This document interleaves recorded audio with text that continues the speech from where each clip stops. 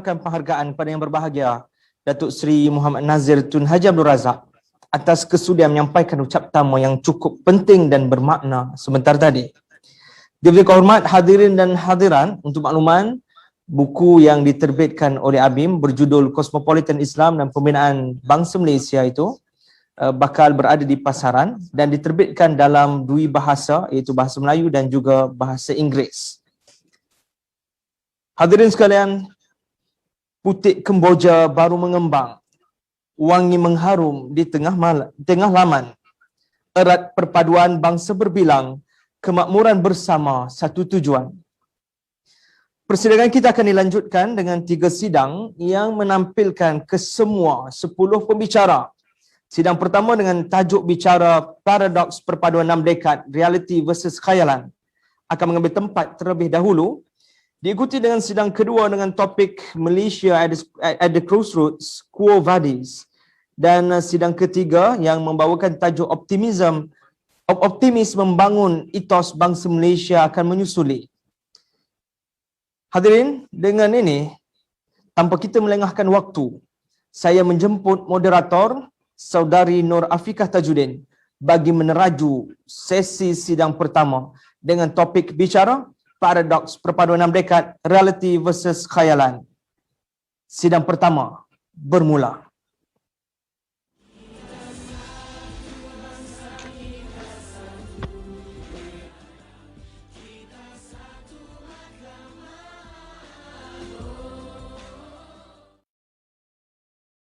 Dan salam sejahtera kepada semua yang mengikuti sidang kemuncak bangsa Malaysia. Satu sidang yang menjadi kemuncak kepada semua sidang-sidang sebelum ini kita lakukan untuk mengangkat idealism bangsa Malaysia itu sendiri.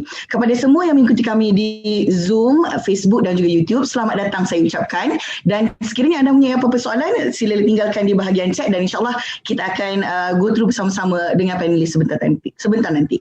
Hadirin dan hadirat yang dihormati sekalian, tahun ini Malaysia akan mencapai 64 tahun merdeka, lebih daripada 6 dekad. Dan sebagai sebuah negara majmuk, Malaysia diwar-warkan sebagai sebuah negara yang bersatu padu, rakyatnya bersatu padu, hidup dengan aman, damai dan tenang. Namun sejauh manakah kebenarannya?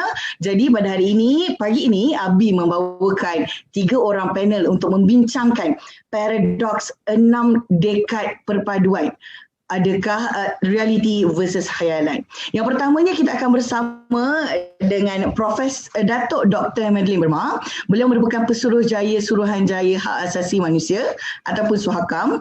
Beliau juga merupakan Profesor Kehormat di UNIMAS, Profesor Ejang Teles University, dan bidang penyelidikan beliau merangkumi kajian pembangunan dengan kerja penyelidikannya memberi fokus ataupun tumpuan kepada pembangunan luar bandar, pembangunan ekonomi peribumi dan pembangunan wanita.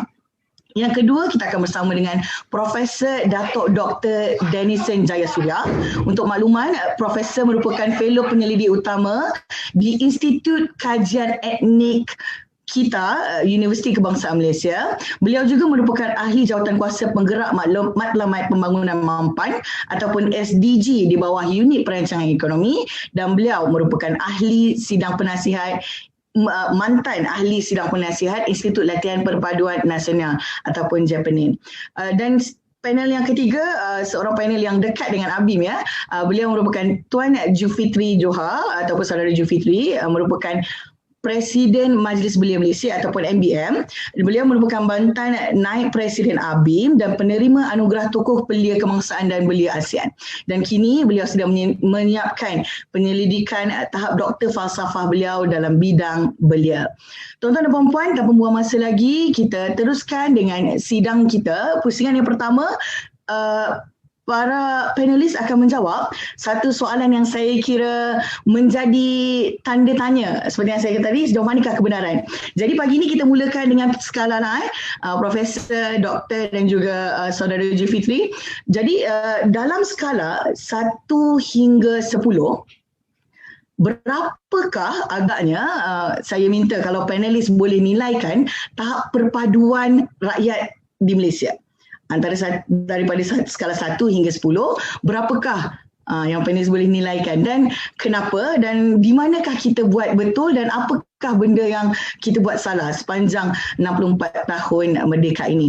Tanpa membuang masa, saya jemput panelis yang pertama kita. Mungkin Dr. Madeline boleh kongsikan terlebih dahulu perspektif Dr. Madeline. Silakan Dr. Terima kasih Afika. Pagi-pagi dah menjawab soalan exam dah. Terus pening kepala saya. Okey Afika, satu tu bagus ke? Satu tu sangat tak baik? Satu sangat tidak baik, 10 mantap perfect. 10? Satu tu tidak baik, 10 terbaik. Wah, hebat Okeylah, saya sebab awal pagi saya memilih sekarang berada sekarang. Kalau nak dibandingkan beberapa tahun yang lepas, saya kan akademik ni, macam-macam soalan. Okey, terima kasih terlebih dulu kepada Abim kerana sudi menjemput saya untuk berkongsi pandangan. Saya kenal saudara Julfitri. Thank you, nice to see you Julfitri. Rakan juga Profesor Dennison, juga rakan-rakan yang lain. Saya cuma tengok gambar je Okey, saya untuk menjawab soalan peperiksaan awal pagi Afika, saya buat masa sekarang yang saya boleh katakan, saya rasa saya nak bandingkan dia dulu dengan mungkin 10 tahun yang lepas dulu sebab saya tidak boleh melihat konteksnya hanya pada ketika ini. Saya merasakan bahawa kita sekarang berada di mungkin 7. Kalau dulu saya bayangkan dia 3. Saya rasa dulu saya sebab umur dah tua ni, saya dah lebih 60 tahun dah retire. Saya berkesempatan menjadi pensyarah. Saya melihat perpaduan dalam kelas saya. Saya juga seorang penyelidik. Saya melihat kebenaran di peringkat akar umbi. Dan saya sekarang di Suhakam. Saya melihat dan menerima, menerima komplain yang saya lihat, yang kami terima.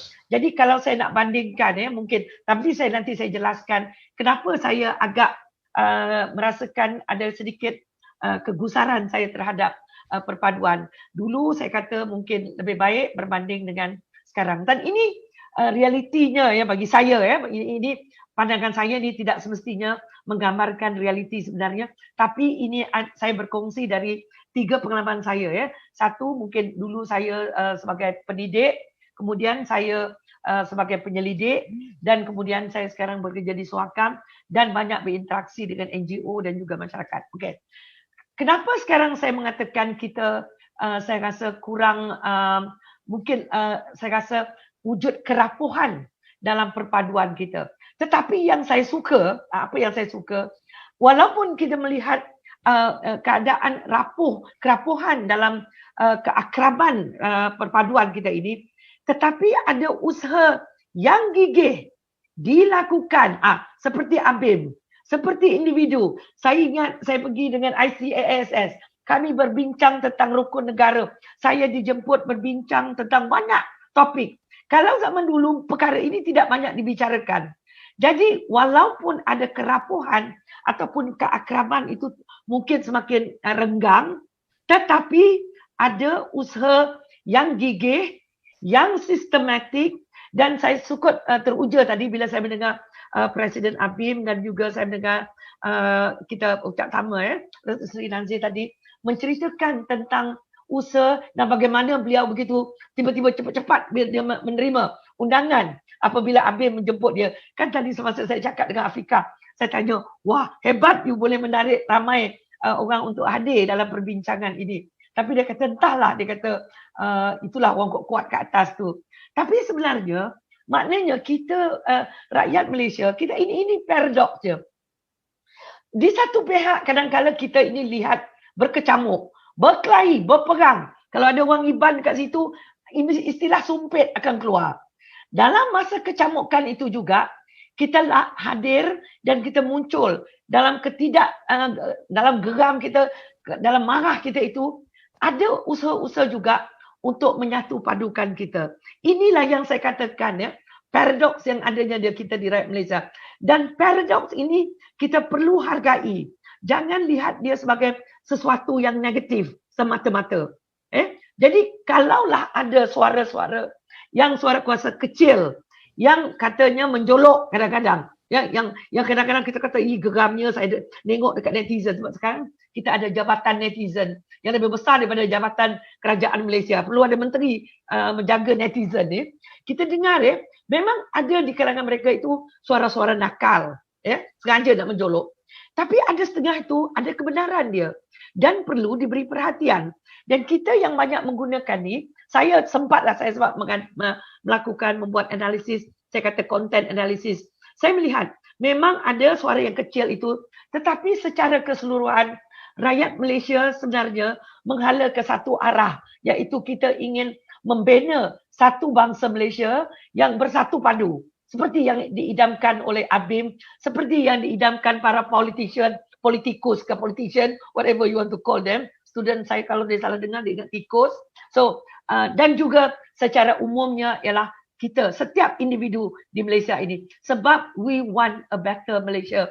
A Malaysia where each and every one of us, setiap rakyat kita ini, hak kita terjamin. Kan orang hak asasi manusia kan.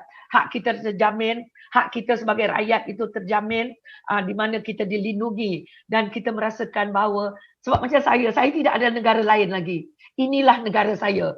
Okay, so saya perlu menjadikan Malaysia ini tempat di mana anak buah saya, sebab saya tak ada anak, saya tak anak saudara saya, anak kawan-kawan saya, cucu saya, di mana mereka melihat inilah tempat di mereka hidup, di mereka lahir, mereka membesar dan besar kemungkinan ramai daripada kita akan mati di negara ini. So saya nak negara ini adalah negara milik kita bersama. Itu dulu permulaan. Panjang jawapan Wak Iban ni. Baik Doktor, menarik penutup dia, kita nak negara ini menjadi negara kita bersama. Tadi kita dah dengar perspektif daripada Dr. Madeleine. Seterusnya kita teruskan, mungkin Profesor Dennison boleh berikan respon dalam skala 1 paling teruk dan 10 paling baik. Berapa agaknya, di tahap mana agaknya Malaysia ini, Prof? Silakan Prof. Unmute. Minta dia unmute. Unmute Prof. Prof, tolong unmute.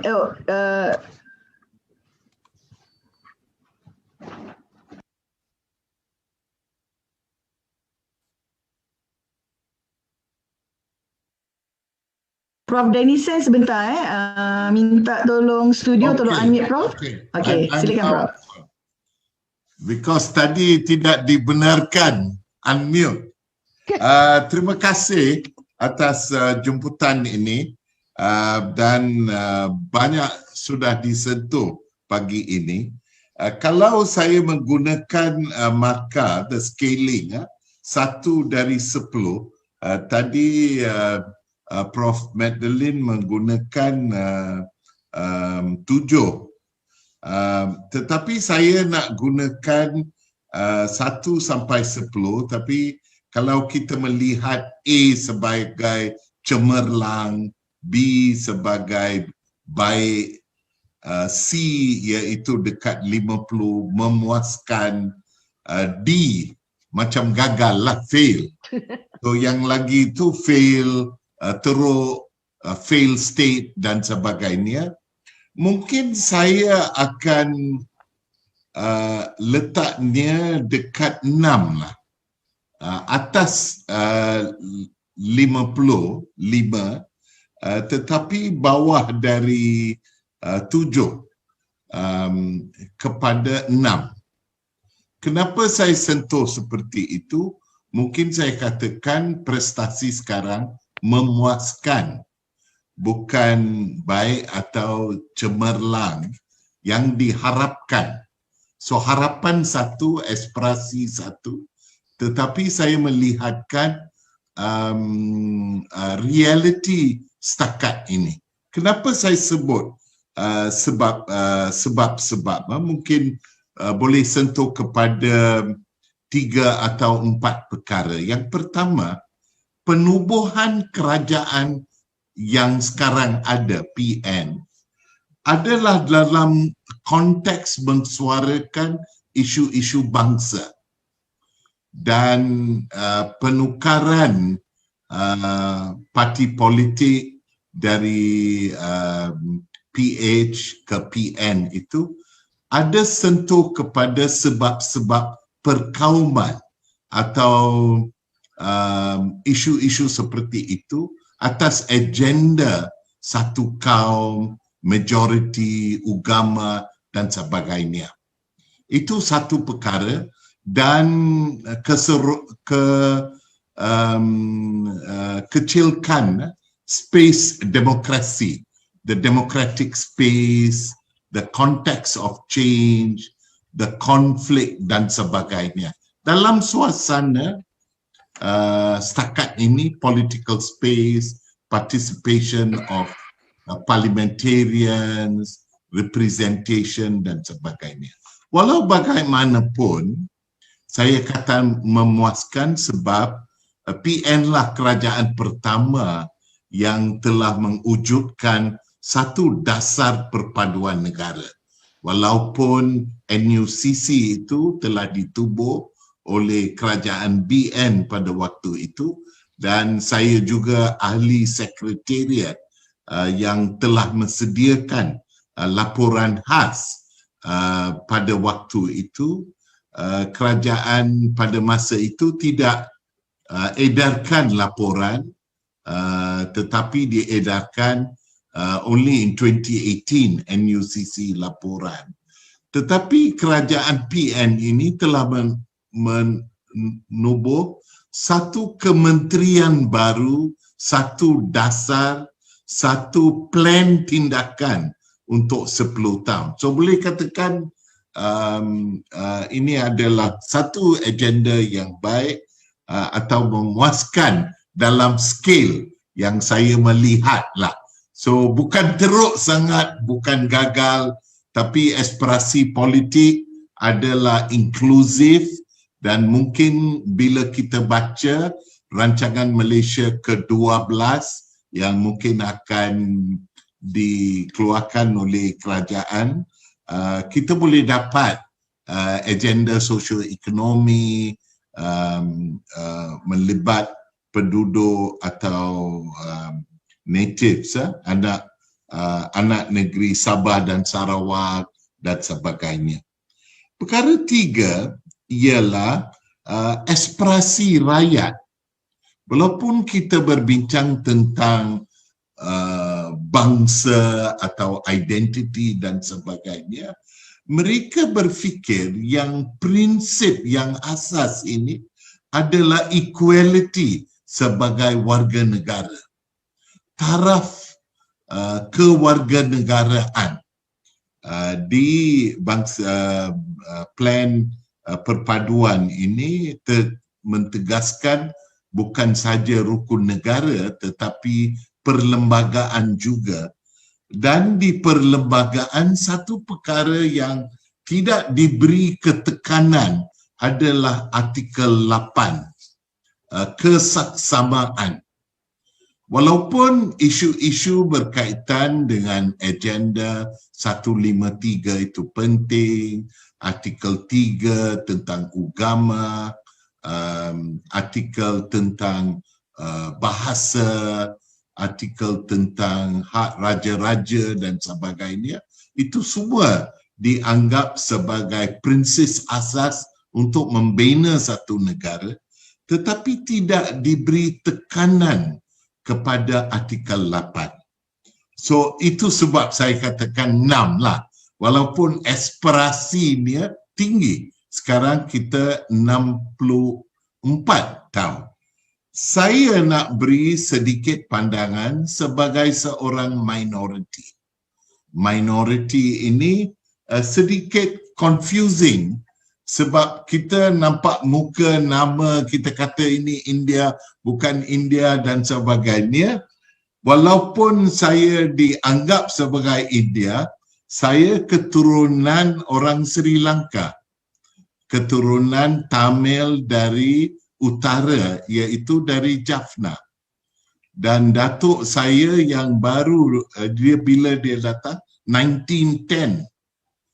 Dan bapa saya was born di Batu Laut di Kuala Langat, dan mereka berduduk di Teluk Panglima Garang di Kuala Langat, di kawasan estate, tetapi di keseluruhan kawasan Melayu kampung Teluk Panglima Garang, Batu Laut, lepas itu di Teluk Datuk Kuala Langat dan sebagainya. Dan keturunan ini memberikan identity yang tadi Faizal sebut adalah multiple identities. Berbilang yang kami sentuh tadi, keturunan Kristian, bukan keturunan Hindu. Dan juga keliru dia, saya berkahwin dengan seorang wanita Cina dari keturunan Fuchao dari Setiawan. Identiti mereka walaupun Cina, bahasanya, budayanya, tempat asalnya berbeza. Now, lebih confusing sekarang adalah 3 anak kami. Macam orang Melayu, tetapi dan berbahas dalam Melayu. Tak tahu bahasa Cina kecuali anak lelaki saya dan bahasa Tamil. Mereka menggunakan bahasa Melayu dan bahasa Inggeris. Keliru lagi adalah cucu kami. Sebab identiti mereka sudah berubah sekali lagi. Tetapi dalam kad penalangan, IC dan sebagainya, mereka disentuh kepada istilah yang sudah ditetapkan. Tidak mewujudkan satu budaya kaum yang berbilang yang telah wujud dari negara ini. Mereka bukan minoriti sekarang sebab ada ramai golongan mereka berbilang kaum, berbilang identiti dan sebagainya, tetapi situasi mereka itu tidak dikukurkan dalam struktur dan mekanisme di negara. Saya juga sentuh memuaskan atas 50 markah itu sebab penselesaian masalah itu is unstructured. Penselesaian. Nanti bila kita bincang tentang dasar perpaduan dan juga plan tindakan perpaduan, saya boleh beri perbezaan dan sebagainya. So ini adalah sedikit pandangan saya tentang perkara ini. Dan walau saya minoriti di Malaysia, saya bukan orang Sri Lanka, tetapi ada keturunannya. Dan identiti ini berbilang ini mewujudkan satu kekayaan untuk Malaysia, untuk menghayati, menikmati dan membina. So latar belakang ini juga sama dengan orang Melayu. Adakah mereka keturunan Jawa, Bugis, keturunan di Kelantan dan sebagainya. So itu saja dari saya setakat ini. Terima kasih. Baik, terima kasih Prof. Kalau kita baca di komen, ada yang komen, keluarga Prof inilah gambar ataupun muka sebenar bagaimana bangsa Malaysia itu sepatutnya, kan? Okey, tadi kita dah dengar daripada Dr. Madeline daripada perspektif seorang, daripada pengalaman beliau sebagai seorang pensyarah, dan kemudian Prof bawa pula perspektif dari segi pembuat dasar itu sendiri ataupun kerajaan itu sendiri. Dan kini kita nak dengar juga daripada saudara Zulfikri sebagai seorang Presiden Majlis Belia Malaysia dan orang yang betul-betul mengkaji belia. Kita nak dengar pula daripada skala 1 sehingga 10, berapa agaknya skala yang saudara Zulfikri sebagai wakil belia dalam sidang pagi ni boleh beri. Silakan saudara Zulfikri. Baik, Assalamualaikum warahmatullahi wabarakatuh. Salam sejahtera. Bismillahirrahmanirrahim. Alhamdulillah wassalatu wassalamu ala Rasulillah. Terima kasih kepada saudari Afikah, barisan panelis, tuan-tuan dan puan-puan yang dikasihi sekalian. Kalau ditanyakan soalan saya kepada saya tentang soalan tersebut, saya juga bersetuju dengan Prof Datuk Denison, kita bagi 6. Saya tak pasti sama ada Datuk Denison tiru saya ataupun saya tiru Datuk Denison. Tapi saya setuju untuk meletakkan pada skala 6 kerana beberapa, dulu saya mengingat bahawa kita sepatutnya, bila saya bergaul dengan di bawah, dulu saya lihat isu perpaduan ni bukanlah isu yang crucial. Disebabkan banyak perbincangan-perbincangan, wacana-wacana yang saya hadiri, kebanyakan ahli-ahli panel, hadirin hadirat yang hadir menyatakan bahawa kita masyarakat tak ada problem. Yang ada problem adalah ahli politik.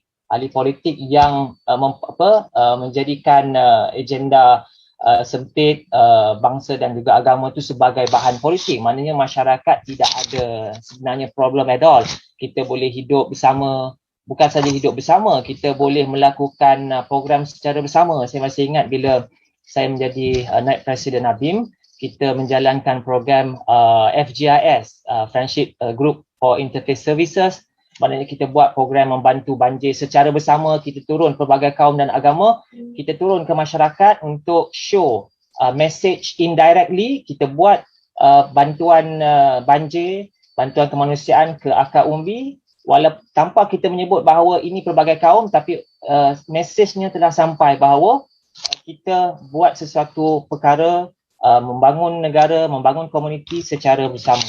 Sebab itu saya lihat skala itu semakin menurun ke 6 kerana saya tak pasti sama ada positif atau negatif dengan kewujudan Kementerian Perpaduan. Ada yang menyatakan positif bahawa ini menunjukkan penekanan kepada perpaduan. Ada juga perspektif menyatakan bahawa dengan ada Kementerian Perpaduan kita ada masalah. Sebagaimana kita menganjurkan seminar Bangsa Malaysia hari ini menunjukkan bahawa sepatutnya ABIM telah memperjuangkan isunya sejak tahun 70-an dan masih lagi membincangkan tentang isu bangsa Malaysia. Sepatutnya kita telah maju ke depan, kita telah berfikir tentang bagaimana sebagai contoh ancaman cyber secara bersama ataupun bagaimana kita nak meneroka angkasa lepas. Sepatutnya itu perbincangan kita yang sepatutnya kita dah selesai dah isu-isu bangsa Malaysia ini. Ya, itu antara beberapa hujah lah yang saya sebutkan mengapa kita semakin kurang, dan juga bila dialog kami Majlis Belia Malaysia dengan Majlis Perundingan Pelajar Kebangsaan, sebahagian daripada platform mahasiswa yang kita dekati kerana ia mengumpulkan ke seluruh MPP di seluruh Malaysia, yang mana mereka berkolaborasi dengan kami di bawah Sekretariat Mahasiswa MBM. Mereka pun menyatakan bahawa ada problem di peringkat mahasiswa di kampus. Saya pun agak terkejut sebab kita lihat sebelum ini secara surface-nya should be no problem.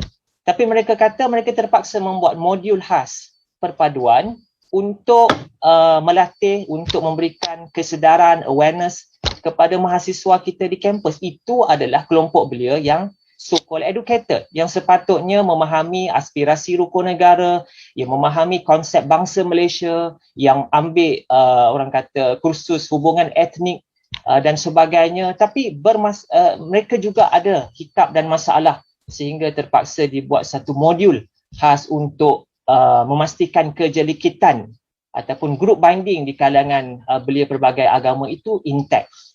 Saya juga berbincang 2-3 hari lepas dengan Presiden Pergerakan Pemuda Malaysia, Saudara Alex Ng, salah satu gabungan di bawah kita juga sebab MBM merupakan platform multi-etnik, multi-races, dan juga kita ada Sabah Sarawak orang asli dan juga Majlis Belia OKU. ABIM pun sebahagian daripada anggota, bahkan saya menjadi Presiden MBM pun atas ihsan ABIM, atas tiket ABIM.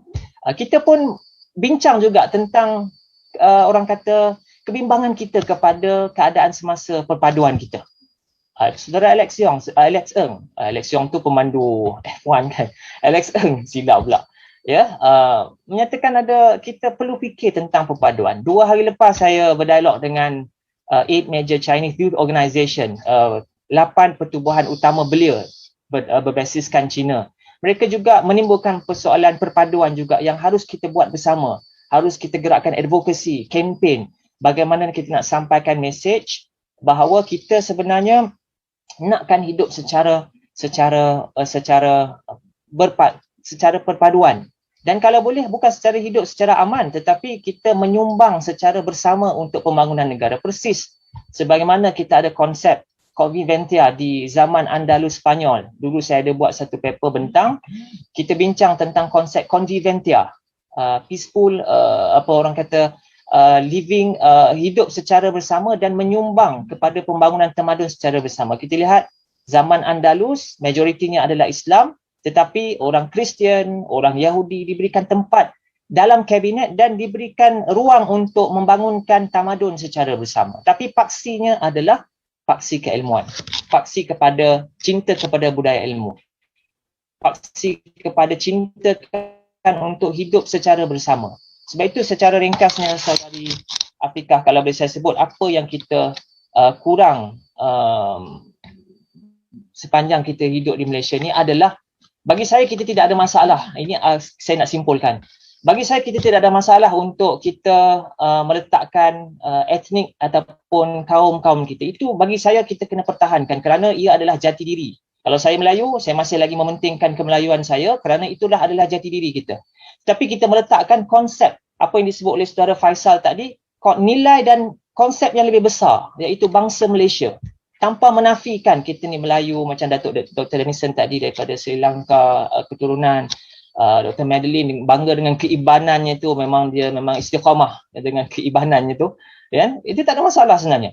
Ya, tetapi Prof, kita harus meletakkan bahawa benda yang lebih besar iaitu konsep bangsa Malaysia yang kita harus pertahankan. Dan saya sebut juga kalau dalam konteks Melayu, jangan hanya kita berbicara tentang soal emosi, semangat, tapi yang paling penting kita kena reform dari segi cara berfikir, cara bertindak. Kemudian kalau kita ada reform dalam bentuk pemikiran, tindakan, insya-Allah saya yakin bangsa Melayu sebagai majoriti dia tidak akan rasa orang kata rasa terancam, sebab dia ada kekuatan dalaman, itulah yang akan merubah pemikiran dan cara dia bertindak, dan dia akan menghargai kepelbagaian. Sebab itu secara akhirnya kita kena faham memahami antara satu sama lain.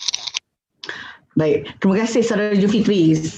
Conclusion yang sangat bagus. Maksudnya akhirnya kita perlu saling memahami. Daripada pusingan pertama ni saya boleh rangkumkanlah daripada 3 orang panelis ni, tahap perpaduan di negara kita hanya di tahap memuaskan. Tetapi berita baiknya kita banyak usaha-usaha yang dilakukan baik dari segi dasar dan juga di grassroots yang menggerakkan ke arah usaha membugarkan perpaduan di Malaysia. Okey, sekiranya tuan-tuan dan puan-puan ada soalan yang boleh tanyakan di bahagian chat dan nanti kita akan pergi kepada soalan anda. Kita pergi kepada pusingan seterusnya, Dr. Madeline. Kalau kita lihat setiap kali pilihan raya, tak kiralah pilihan raya umum ke, pilihan raya negeri ke, pilihan raya kecil ke, kalau di Sabah Sarawak khususnya, MA 63 ataupun Perjanjian Malaysia 63 ni sering menjadi zikir di mulut ahli-ahli politik ke politikus ke kan, macam Dr. sebut tadi. Tetapi realitinya masih banyak lagi isu-isu di MA 63 sehingga kan ada gerakan yang membuat gerakan Sabah dan Sarawak keluar Malaysia. Jadi selaku seorang anak jati Sarawak, jadi kita nak dengarkan jugalah daripada perspektif doktor tentang situasi yang berlaku di sana. Silakan doktor. Okey, terima kasih Afiqah. Saya suka bila Afiqah guna istilah menjadi zikir, sebab bila sebut zikir tu macam seolah-olah dia repeat kan. Dia macam sebab saya biasa melihat orang berzikir ya, saya suka melihat para sufi bila masa saya ke Turki tu suka tengok dia orang berputar-putar tu. Jadi bila sebut zikir tu, saya terbayang perkataan ini adalah satu perkataan yang sering diungkapkan. Sabah, Sarawak, bold, underline, keluar Malaysia. Okay, kena bold dan underline. Now, apa yang menjadi, ingin saya bangkitkan dia ada dua sisi kepada perbincangan ini. Memang seperti yang Saudara Julfitri katakan tadi, dia ingatkan dulu cerita tentang perpaduan ini dah lama dah habis. Rupanya muncul balik. Inilah yang saya katakan, kita boleh melihat dia dari dua sudut. Satu, kita kata ada kesegaran. Maknanya ramai yang merasakan bahawa kita sering remind ourselves. Kita perlu mengingatkan diri kita. Kalau tidak, kita akan lalai, kita akan alpa tentang masalah ini. Sedangkan bagi kita di Malaysia, kalau kita lihat ya, perkara perpaduan ini sering menjadi satu yang sering, dia menjolok, dia sering macam dekat telinga kita. Kadang-kadang muncul, kita kata kita kena buat sesuatu about it, and that is the good thing about it. Kita tidak mahu sehingga sampai satu tahap bila berlaku kematian, rusuhan dan sebagainya atas sebab atas sebab kebencian terhadap satu ras ataupun agama dan sebagainya, menyebabkan kita sampai dah ke satu tahap baru kita nak selesaikan. So that's why saya kata tadi, saya suka apa yang sedang berlaku ini. This is what we call, macam orang kata lah, suka kata unity in diversity ini. Kita ada keharmoniannya pada satu pihak lain, ada paradoksnya. Balik kepada jawapan soalan MA 63. MA 63 ni memang sering diperkatakan, khususnya bila berlaku satu, bila nak pilihan raya, khususnya pilihan raya persekutuan, the big pilihan raya, PRU, di peringkat negeri dia tak ada. You jangan dengar cerita. Dia lebih bersifat lokal sekali. Nombor dua, bila hari kebangsaan. Okey? Dua tu. Memang kita lihat yang saya memang ada, saya pernah meraihkan hari kebangsaan di Sabah dan juga di Sarawak. Of course, di Sarawak itu sebab negeri saya kan. Jadi kalau dulu memang kami akan baris dekat Padang, kami ada dekat Kuching tu, Sentral Padang lah, angkut bendera. Tetapi sejak kebelakangan ini, bila saya kata kebelakangan ini semenjak tahun 2000, kita melihat ada trend-trend yang menunjukkan bahawa dah tak nak lagi dah celebrate. Tak nak lagi meraihkan. Saya sedih sebab saya suka sangat hari kebangsaan itu. Itu saya rasa memang, wah, Independence Day, masa kat sekolah. Memang. Sekarang dah tak ada lagi dah. Saya tengok last year, mungkin satu COVID memang, okay lah, let's blame it on COVID. Tetapi trend itu sudah tidak ada.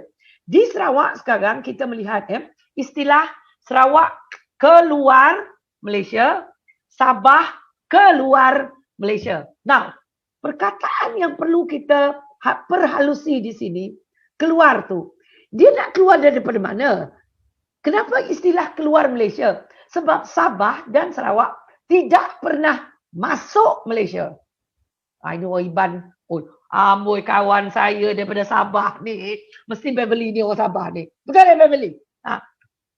Sabah dan Sarawak tidak pernah masuk Malaysia. Itu nombor satu. Jadi bila tidak pernah masuk, maka tidak ada yang keluar. Okey. Jadi di manakah isu itu muncul dan bagaimana perasaan, kalau saya nak kata, perasaan ketidakpuasan mereka yang menuntut tentang MA 63 ini. Ada dua angka yang perlu kita ingat. Untuk Sabah, dia ada 20 poin. Wah, kena hafal ni. Kedua, Sarawak ada 18 poin. Now, masa berjanji dulu dan kita menandatangani MA 63 itu pada bulan 1963 lah, betul lah. 1963 pada bulan Julai, kalau tak silap saya. Bulan Julai 1963. Perjanjian ini ditandatangani oleh 4 nation. Negara North Borneo, sekarang dipanggil Sabah lah North Borneo, Sarawak, Singapura dan Persekutuan Federation of Malaya. Mana Melayu pada ketika itu. Jadi apa yang berlaku semenjak tahun 2000, kita melihat trend ke arah di mana Sabah dan Sarawak tiba-tiba dengan kata ungkapan, kami masuk Malaysia. Ayat kami masuk Malaysia. Dan kita, ini orang Sabah Sarawak, termasuk orang Iban, memang nak sumpit. Meraihkan hari kebangsaan. Ayatnya, hari kebangsaan 31 hari bulan Ogos. Dulu okey. Tetapi bila kesedaran sudah mula timbul. Jadi kalau kita ingin perpaduan. Tetapi kalau kita lihat perayaan, hanya sejak kebelakangan ini kita melihat meraihkan 16 September. Baru kita melihat ada keinginan untuk kita meraihkan 16 September. Kenapa tidak kita meraihkannya? Kita guna 31. Okeylah, kalau kita nak kekal 31, start daripada 31 itu, kita raih sampai 16 September. Ini bila 16 September, ini orang kata melepas betuk di tangga. Bukan batuk di tangga. Melepas betuk di tangga, maknanya asalkan jadi. So inilah orang Sabah dengan Sarawak. Memang yang ada sumpit nak menyumpit, yang tak ada sumpit tu dia gunalah benda lain. Nah, kedua kenapa isu ni sangat penting put aside the joke. Sebab dalam perjanjian itu ada beberapa perkara yang telah kita persetujui. Jadi apa yang dirasakan bahawa dalam lama kelamaan seolah-olah Sarawak dengan Sabah yang dikatakan nation itu diserap di bawah negeri-negeri lain di Persekutuan Tanah Melayu. Jadi seolah-olah itulah istilah tadi, maka Malaysia ini Sarawak dan Sabah masuk Malaysia. Jadi kita kena memperbetulkan sejarah. Kita mengatakan ini yang perlu kita sedarkan ya. Saudara Jufri walaupun dah 70-an, perkara ini kita perlu teruskan. Jangan sekali-kali nombor satu, jangan kata kami dari Malaysia datang melawat Sabah dan Sarawak. Itu baru turun airport tu. Okay. Dan kedua, dalam buku sejarah kita, betulkan sejarah. Sebab buku sejarah ditulis mereka yang menang. This is what I learned in school. So jangan kita memutar belitkan sejarah. Kerana sejarah itu bukan hanya menghafal fakta. Ia menerangkan apa yang betul. Cuma masalah kita, tak kisahlah di mana-mana, kalau you lihat di seluruh dunia, kalau you lihat di negara Jepun, buku sejarah dia berhenti sehingga tahun 1941. Tak ada cerita selepas 41 sampai 45. Kosong, lopong. Lepas tu sambung balik. Seolah-olah 41 Perang Dunia Kedua, sejarah itu seolah-olah tidak ada. Dan ini dia, bila kita cuba menutupi sejarah. Jadi sekarang, pada zaman sekarang, kenapa perpaduan ini perlu dicapai? Sekiranya kita cuba, kita jangan lagi sweep it under the floor. Bukan sama dengan Sarawak bagi saya. Bukan hak, isu dia bukan nak keluar Malaysia. Perlu kita perhalusi 18 poin untuk Sarawak. Dan sebahagian besar itu masih boleh dirunding, masih boleh dibicarakan. Tetapi yang saya sebenarnya di mana saya geram juga, bukan saya geram lah, para politikus hijack the agenda. Inilah dia menjadi masalah. Yang saya nak ialah supaya orang seperti kita, civil society, individu, para akademik dan juga yang lain, jangan hanya membiarkan agenda membangunkan negara Malaysia ini hanya diletakkan di tangan para politikus atau mereka yang apa kata orang, the big capitalist. Kita perlu kita jaga kita. Ini negara kita. Jangan kata malas ini masyarakat kita. Malas biarlah isu kalau isu belia biarkan ambil. Beliakan kementerian belia. Bila luar bandar biarkan negara biarkan kementerian menggunakan luar bandar. Now it is our time. Selepas COVID ini, pasca COVID, everything is at a level playing field. Semuanya sama. Ini waktu kita untuk kembali. Kita bersatu untuk membina naratif baru. Apa dia naratif? Naratif yang bukan lagi dibina oleh para politikus. Bukan. Kita memperbetulkan mana yang kita rasa ada kekhilafan kita. Kalau ada kesilapan, kita sebagai rakyat, civil society, we come forward. We discuss MA 63. Jangan hanya dibiarkan para politikus saja ya, ataupun mereka nak keluar Malaysia tadi. Itu adalah NGO. So itu bagi saya penting ya, Afika. Terus betul. Aku bawa Iban ni. Betul, terima kasih banyak Doktor. Saya rasa satu perspektif yang agak segar terutamanya di Semenanjung yang mungkin ramai yang tidak pernah dengar pun MA 63 ni. Tapi apa yang menariknya daripada apa yang Doktor sebut tadi, selari dengan apa yang dibawa, naratif bangsa Malaysia yang dibawa oleh Presiden Abim Saudara Faizal, bila Doktor sebut tadi bahawa apa-apa sahaja isu perlu diselesaikan bersama. Dia tidak lagi eksklusif kepada sesetengah kaum atau setengah segmen masyarakat, tetapi itu adalah satu isu bersama yang perlu diselesaikan bersama. Terima kasih Doktor. Seterusnya kita bersama dengan Profesor Datuk Dr. Dennison. Okey, Prof, pada 15 Februari yang lepas, seperti yang Prof sebut tadi, Dasar Perpaduan Negara telah dirasmikan ataupun telah diluncurkan yang berkonsepkan perpaduan dalam kepelbagaian, dan sebagai salah seorang yang pernah terlibat dalam National Unity Consultative Council ataupun NUCC, bagaimana Prof melihat keberkesanan dasar ini dalam menyelesaikan isu-isu yang berkaitan perpaduan di Malaysia? Mungkin juga Prof boleh kaitkan dengan laporan NUCC yang dikeluarkan pada 2018. Silakan Prof. Okey, terima kasih. Kalau kita melihat laporan NUCC yang telah diedarkan in 2015 pada waktu BN jadi kerajaan, dan laporan itu memberi satu analisis keseluruhan dengan beberapa cadangan dan strategi. Laporan itu telah dikemukakan kepada rakyat, publicly released di 2018 sahaja. Dan boleh dikatakan dasar perpaduan negara ini yang telah banyak kerja yang telah dibuat oleh Prof. Samsul, pengarah pengasas KITA UKM dan pasukan KITA dan sebagainya, dengan kerjasama pada waktu itu JPNIN, tetapi sekarang adalah Kementerian Perpaduan Negara.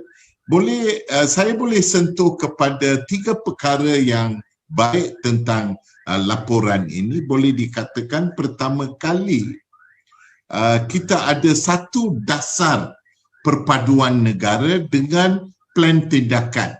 Walaupun dulu-dulu pun selepas Mei 13 dengan rukun negara dan sebagainya, kerajaan telah memberi kepentingan kepada perpaduan melalui rancangan Malaysia dan dalam dasar-dasar pembangunan dan agenda pembangunan.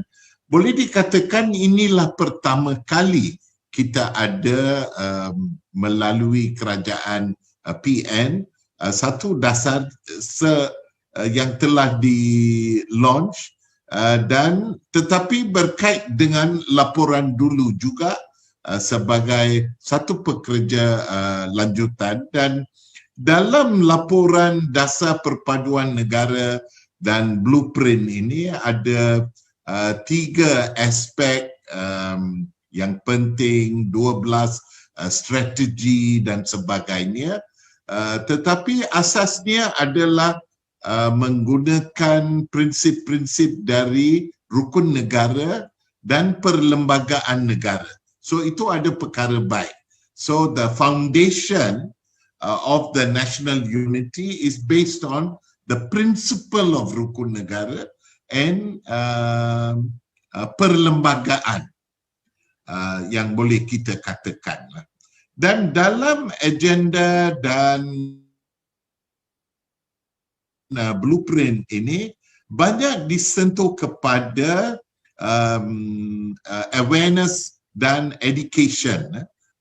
Banyak, ada 12 strategi untuk mempromosi integrasi rukun negara dan sebagainya berkaitan dengan awareness, kesedaran, pendidikan di peringkat sekolah sampai universiti untuk mengukuhkan perpaduan, dan juga ada banyak aspek tentang bahasa Melayu dan bahasa-bahasa community lain dan sebagainya. Ada juga strategi untuk mengawal social media dan juga ancaman-ancaman kepada isu-isu perpaduan, threats to perpaduan dan harmony. So boleh dikatakan satu kementerian dengan support of jentera perpaduan dan juga agensi-agensi kerajaan untuk mengukuh perpaduan, dan mereka juga memberi tumpuan kepada isu-isu sosioekonomi, isu-isu Sabah Sarawak dan sebagainya. So it's actually a very comprehensive blueprint that builds on from the NUCC laporan. Kalau kita melihat compare and contrast and so forth. Tetapi saya boleh katakan because it is a 10-year action plan, kelemahan dasar dan blueprint ini berbanding dengan NUCC laporan adalah NUCC laporan membuat kajian, feedback, blueprint juga ambil metodologi seperti itu, adalah tidak menukar legislation dasar dan jentera baru untuk mengukuh perpaduan. So di NUCC report mereka kata strengthening legislation and institutional support. Legislationnya NUCC sebut New Harmony Act, Aktar baru, aktar untuk komisen perpaduan. Bukan saja jabatan, tetapi satu badan bebas seperti Suhakam, MACC, bukan sebagai badan agensi kerajaan tetapi bebas dan akan accountable to parlimen dan sebagainya melalui NUCC. Dan mereka juga sentuh dan telah sediakan akta-akta baru ini sebab ada satu jawatan kuasa khas perundangan di NUCC kepada pusat-pusat mediasi. So mediation center melalui dasar dan sebagainya. Sebab pada waktu itu disebut kalau ada isu perpaduan dan tidak puas hati, mereka buat laporan kepada polis dan polis ambil tindakan dan kita pergi mahkamah dan gaduh. Tetapi mediasi adalah satu cara perundingan. Mungkin dulu parti-parti politik memain peranan, tetapi sekarang politik itu jadi sensitif dan pecah belah dan sebagainya. So badan yang bebas untuk mediasi telah dirakamkan, walaupun di blueprint ada sentuh kepada mediation, tetapi tidak memberi satu dasar dan mekanisme baru yang disentuh dalam laporan itu. Akhirnya boleh juga dikatakan NUCC report telah sentuh kepada the most dangerous people yang impact perpaduan, dan mereka dari perbincangan dan dalam laporan telah sentuh kepada orang politik, tak kisah mana parti politik, dan mengkawal orang politik dalam ucapan di dalam dewan dan luar dewan melalui political literacy kepada orang politik. So dan ada berkaitan dengan parti-parti politik berbangsa, beragama dan sebagainya, di mana kita nak mengamalkan prinsip-prinsip perlembagaan.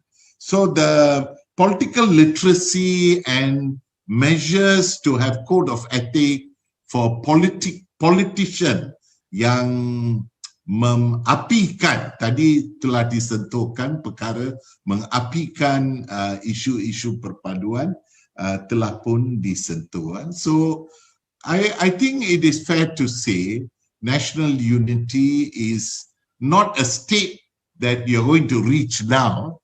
Prof. Samsul menggunakan social cohesion sebagai a process, sebagai aspirasi, build on the basis of positive aspects and address the issues that become sensitive in a way so that we can resolve them. So ini adalah isu-isu yang kita boleh compare dari laporan awal. All these documents are in the public domain. Unfortunately, public discussion has not been much on the blueprint and on the after it was launched. And I think ABIM must be thanked for opening this topic up, and maybe MBM and ABIM and other groups can really study the blueprint to strengthen it. Bukan dia tidak ada tekanan perpaduan yang baik, tetapi untuk masa hadapan kita nak strengthen it, build on it, and take on the core issues. Itu saja dari saya. Terima kasih. Baik. Terima kasih banyak Prof atas satu pencerahan berkenaan dengan dasar paduan negara dan juga laporan NUCC, yang mana macam yang Prof sebut, dia ada di sana, cuma tinggal kita je, semua di hujung jari kan. Jadi pilihan kita lah sama ada kita nak tengok ataupun tidak. Banyak soalan-soalan bila kita sebut tentang MA 63 tadi, banyak soalan berkenaan dengan MA 63, dan saya juga berterima kasih kepada Profesor James dan juga saudara Remy yang berkongsi kepada kita beberapa dokumen-dokumen yang berkaitan dan kajian yang berkaitan. Kepada hadirin yang lain, kalau berminat ingin memahami lebih lanjut lagi tentang MA 63, boleh refer di bahagian chat box kita dan boleh download kajian-kajian yang dikongsikan. Baik. Seterusnya, Tuan Jufitri, kalau kita melihat kajian yang dikeluarkan oleh IRIS, tahap patriotism di kalangan belia adalah baik, iaitu sekitar 73%. Namun begitu, ramai belia, kalau bila saya borak-borak even dengan adik saya sendiri, dia akan sebut, aku tak kisah, janji aku makan, aku minum. Jadi sebenarnya kalau kita melihat, tadi pun Saudara Jufita ada cerita sedikit gerakan-gerakan belia di bawah, tapi realitinya belia secara umum, adakah mereka ini golongan yang betul-betul mengambil pendekatan tidak kisah, seterusnya tidak kisah dengan perpaduan yang berlaku dalam negara, berpadu atau tidak, janji aku makan. Macam mana itu Saudari Fitri? Silakan komen. Terima kasih Saudari Afikah, rakan-rakan yang dikasihi sekalian. Saya lihat dalam kita menanggapi isu-isu berkaitan dengan belia, kita harus tidak bersikap ada sikap untuk generalize kepada semua belia. Biasa kita akan sebut kalau masalah sosial aja belia. Kita melupakan ada sebahagian belia yang memang cakna ataupun concern kepada isu semasa. Tetapi kita nak cuba peringatkan mereka tentang peranan mereka sebagai aset terpenting negara. Kalau kita membaca satu artikel yang tulis oleh Profesor Asnarul Kardi, bila mengulas tentang dasar belia Malaysia, beliau menyebutkan bahawa peranan belia ini penting, iaitu yang pertama sekali adalah sebagai ejen politik. Maknanya mereka menentukan dalam konteks undi 18, mereka menentukan masa depan negara. Ada lebih kurang 1 juta lebih yang akan mengundi nanti di kalangan pengundi-pengundi baru antara 18 hingga 20 tahun. Mereka juga adalah ejen ekonomi, mereka adalah sumber utama buruh untuk menentukan kesihatan dan kemakmuran ekonomi negara. Dan yang paling penting, mereka juga ada peranan sebagai ejen sosialisasi, yang mana inilah yang terkait dengan isu perpaduan. Mereka ada peranan yang terpenting di groundswell ataupun di peringkat akar umbi untuk menentukan kekuatan perpaduan sesebuah negara. Dalam konteks Malaysia ini, sudah tentu kita nak pastikan bahawa kekuatan perpaduan dan melihat masa depan negara itu adalah kepada sikap dan juga kecaknaan orang muda kepada perpaduan negara, ekonomi dan juga politik. Dan betul apa yang Afikah sebut, kita memang saya sebutkan tadi, kita tidak boleh generalize, tetapi kita lihat majoriti belia kita sekarang sedang struggle.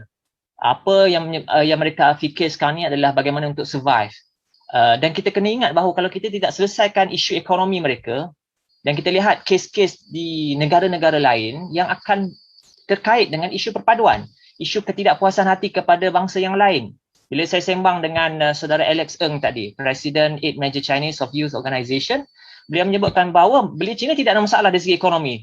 Sebab itu bila kita sembang dengan belia Cina, kita tak sangat sembang tentang isu ekonomi. Kita bincang isu perpaduan, isu melawan rasuah, isu bagaimana kita boleh menggalakkan pertanian dalam kalangan orang muda. Tapi bila kita sebut tentang belia Melayu, kita lihat, dan belia Bumiputera, Sabah dan Sarawak khususnya, sebab kita memang put high concern on Sabah dan Sarawak. Itu persoalan mereka, soalan asas ekonomi, pekerjaan. Dan kalau kita tak tangani isu ekonomi asas ini, maka mereka tidak boleh berfikir soal lain. Mereka tidak boleh berperanan sebagai ejen sosialisasi perpaduan. Kita membaca report yang dikeluarkan World Economic Forum baru-baru ni tentang Global Risk Perception report, yang menyebutkan bahawa satu segmen menyebutkan bahawa di seluruh dunia sedang berhadapan dengan satu risiko yang harus ditangani secara baik oleh kerajaan dan masyarakat, iaitu youth disillusionment, iaitu belia yang kecewa. Mereka kecewa dengan keadaan semasa COVID, menyebabkan mereka tidak boleh fikir selain daripada untuk survive, bagaimana untuk mencerahkan sedikit masa depan mereka kerana mereka terpaksa belajar online, mereka berhadapan dengan stres, mereka berhadapan dengan kekurangan gadget dan sebagainya. Itu perlu ditangani dahulu sebelum kita mahukan, dan itu penting untuk determine kekuatan dan kesihatan dan kemakmuran perpaduan kita di negara kita. Jadi kita lihat di situ, belia sedang berhadapan dengan kekecewaan. Kita baca juga report Cambridge tentang Center for Democracy menyebutkan juga belia juga kecewa dengan keadaan senario demokrasi termasuk di Malaysia dan di seluruh negara kerana mereka melihat demokrasi tidak membantu mereka, tidak menyelesaikan isu asas ekonomi mereka. Ya, bagaimana mereka nak fikir soal-soalan yang lain, soal perpaduan, soal yang lebih besar untuk meneroka angkasa lepas, soal food security, kedaulatan makanan dan sebagainya. Sebab itu kita lihat isu ekonomi asas itu menyebabkan mereka tidak boleh berfikir, Afiqah, rakan-rakan sekalian, untuk berfikir soalan yang lebih besar itu perpaduan. Tapi ekonomi, kalau kita boleh selesai isu inequality, ketidaksamaan ataupun kesenjangan antara kaya dan miskin, kalau kita boleh tangani itu asas kepada kekuatan perpaduan. Itu majoriti belia, kita tak boleh nafikan mereka sedang struggle dari segi pelajaran, ekonomi dan sebagainya. Tapi akhir saya nak sebut bahawa kita jangan lupa juga ada pemimpin-pemimpin belia, rakan-rakan, anak muda kita yang concern tentang perpaduan. Sebagai contoh ABIM, sebagai contoh jelas hari ini yang mereka all out meletakkan tema bangsa Malaysia sebagai satu asas yang kuat.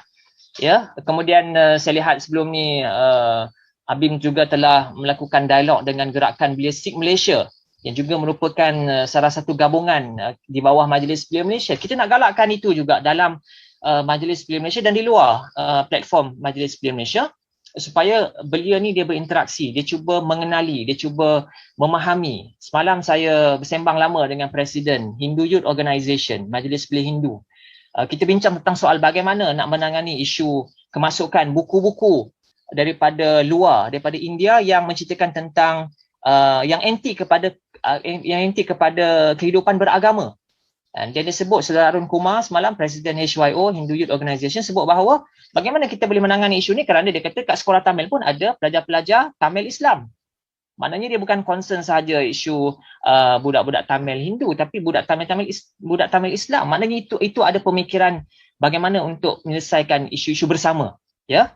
Dan banyak lagi saya lihat bahawa tentang tadi disebut MPPK, Majlis Perundingan Pelajar Kebangsaan juga concern untuk mewujudkan satu modul. Ya, ada juga belia yang mencadangkan untuk menekankan ikrar rukun negara di setiap program-program belia. Yang kita lupakan ikrar ni kan, kerana kalau kita baca asas kepada rukun negara, Saudara Edinku ada menulis tentang selayang pandang tentang rukun negara, mengingatkan kita semula bahawa rukun negara adalah tiang seri negara kita yang perlu dihayati khususnya di kalangan generasi muda dengan kita menggalakkan mereka untuk melafazkan ikrar pada setiap awal program. Itu saya lihat secara ringkasnya Saudara Afiqah, dan kita kena akhir saya nak sebutkan bahawa IRIS, Institut Pendidikan Pembangunan Belia, dia memang keluarkan indeks ini setiap tahun. Mereka menilai tentang kesejahteraan perpaduan belia. Kita kena monitor dari masa ke semasa apakah skor terkini perpaduan di kalangan belia dalam indeks Belia Malaysia. Terima kasih. Baik, terima kasih banyak Saudara Julfitri. Saya bersetuju 200% sebagai seorang yang di hujung-hujung belia ini. Isu ekonomi ni antara isu yang paling penting untuk kita tumpukan. Sebab itu saya memujilah usaha-usaha yang dibuat oleh MBM juga dalam bantu belia dalam mencari pekerjaan-pekerjaan ataupun peluang-peluang baru pekerjaan. Saudara dan saudari, tuan-tuan dan puan yang mengikuti kami sidang kemuncak bangsa Malaysia, anda bersama dengan saya dan juga 3 panelis di sidang 1. Saya nampak banyak soalan di Zoom tapi apakan daya masa tidak mengizinkan. Tapi saya memohonlah kepada panelis, jasa baik panelis, kalau boleh menjawab soalan-soalan soalan-soalan kita punya audiens di Zoom. Kalau boleh jawab, ada beberapa soalan yang saya kira perlu untuk kita jawab, tetapi sebab tiada masa, kalau tak nanti kita akan ambil sidang yang lain. Tapi keseluruhan sidang 1 ni saya kira satu sidang yang sangat membuka mata saya secara peribadi, sebab kita nampak betapa sebenarnya semua orang mahukan benda yang sama, tetapi gerakan itu ada, tetapi adakah gerakan itu betul-betul menumpukan ataupun offer penyelesaian yang betul? Itu satu persoalan yang kita kena tengok balik. Dan saya tutup dengan seperti apa yang disebutkan oleh para panelis. Sebenarnya dalam menyelesaikan isu perpaduan atau dalam kita ingin mempromosi perpaduan ini, bukan hanya perpaduan itu sahaja yang perlu dilihat, tetapi banyak lagi isu-isu yang terkait yang perlu diselesaikan terlebih dahulu. Sekian, terima kasih daripada saya. Mohon maaf daripada saya sebagai seorang moderator. Terima kasih kepada Dr. Madeline Burma, kepada Profesor Dato' Dr. Danison dan juga Saudara Jufitri atas perkongsian yang sangat menyegarkan pada pagi ini. Terima kasih. Teruskan kepada MC. Silakan Fauzi.